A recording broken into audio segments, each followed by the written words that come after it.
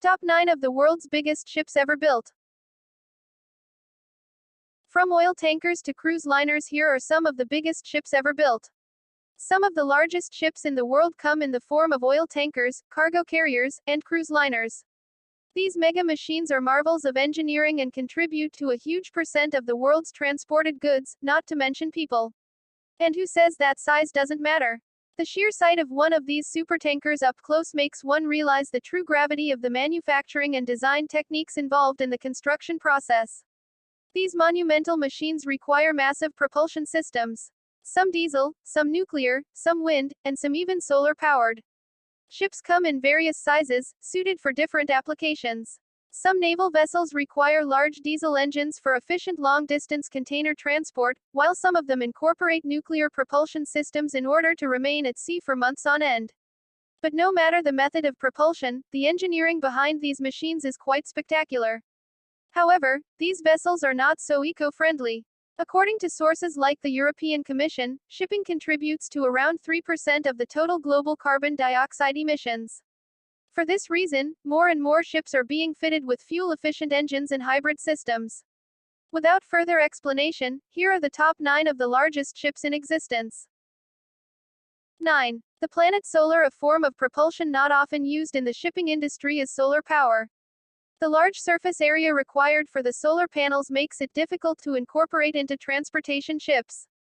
However, the team at PlanetSolar has developed a 100 feet 31 mt long, 50 feet 15 mt wide craft that is able to capture nearly 103.4 kilowatts of solar energy to power its 20 kilowatts engine. The boat can cruise at an average speed of around 8 knots, 15 kilometers per hour or 9 miles per hour. The 60-ton catamaran cost €18 million, $24.4 million, to build and is the largest solar-powered boat in the world. It was designed by Low Motion Design and built at the Knierim Yacht Club in Kiel, northern Germany. The boat was successfully launched in 2010, after 14 months of construction. 8. The Club Med II. The 1992-built yacht Club Med II is a modern sailing cruise ship owned by Club Med Cruises. The vessel is marketed as cruise ship, mega yacht, and is powered by 7x computer-controlled sails combined with traditional diesel-electric propulsion. 4 diesel generators power 2 electric motors.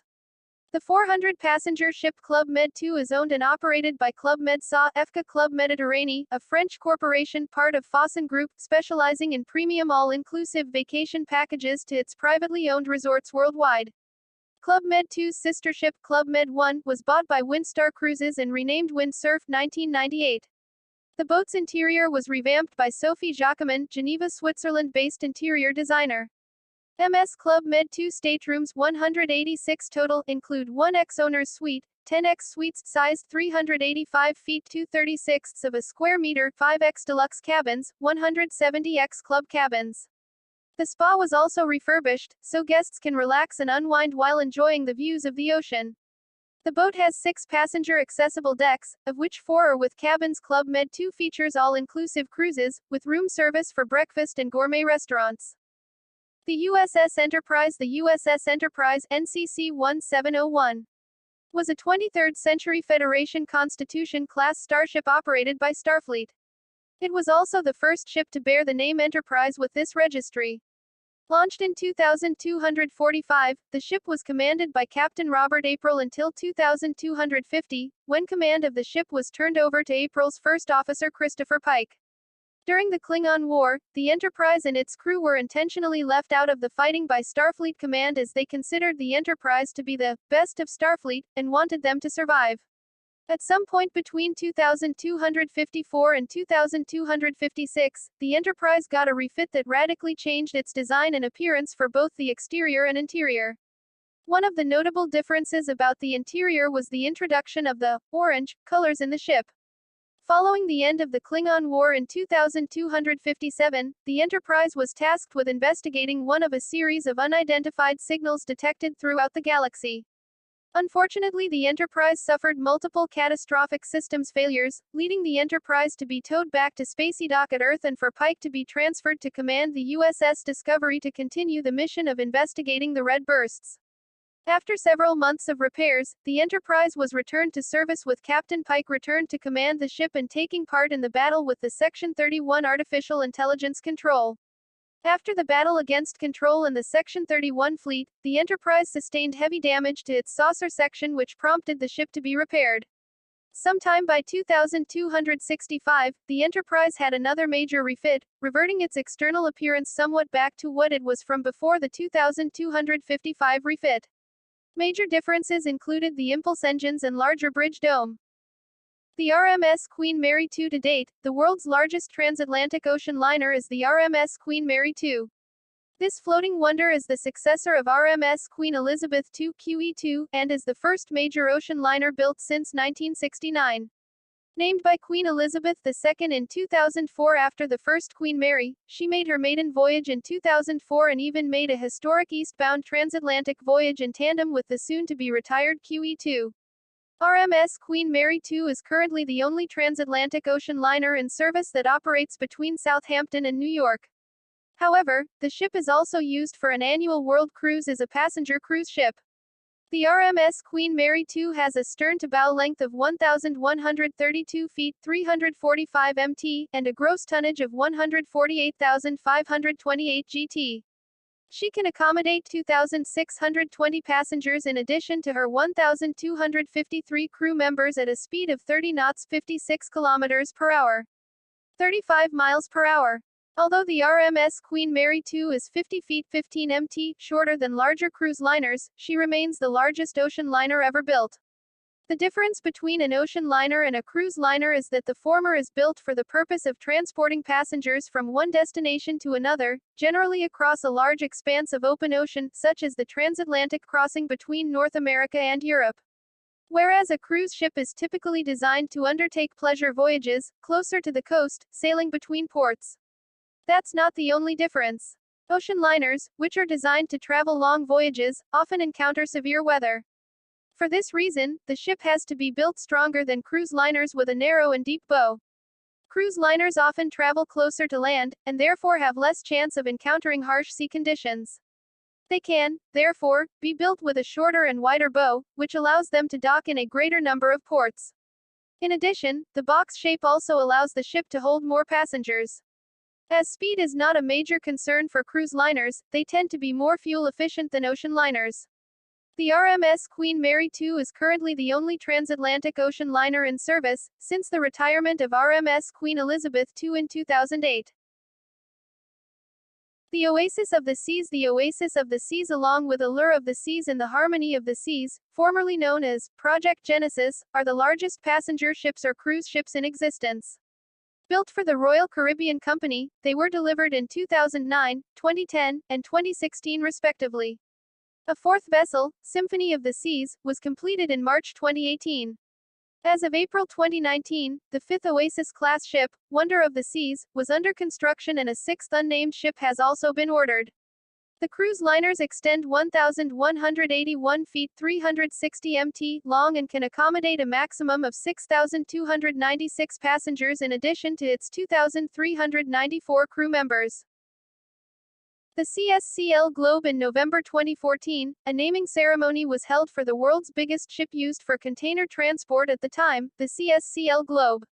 The CSCL Globe was the first of 5 19,000 TEU container ships ordered by China Shipping Container Lines (CSCL) in 2013. The CSCL Globe was purchased from Hyundai Heavy Industries and set to be deployed on the Asia-Europe trade loop. The megaship spans a length of 400 meters (1,312 feet) and has a gross tonnage of 187,500 gt. The CSCL Globe is propelled by a 77,200 bhp electronically controlled main engine that is said to outperform other 10,000 TEU container ships in engine efficiency. Q-Max ships. The world's largest membrane-type liquefied natural gas carriers are the Q-Max ships. They have a gross tonnage of 162,400 gt and span 1,132 feet 345 mt in length.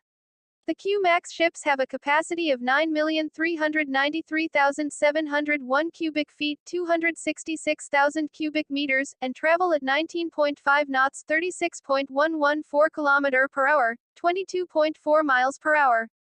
There are 14 Q-Max ships in circulation and they bear the names Al Maeda, Al Mafyar, Slal, Bu Samra, Al Gawaria, Limalia, Al Samria, Al Daphna, Maza, Mekines, Shagra, Zarga, Amira, and Rashida.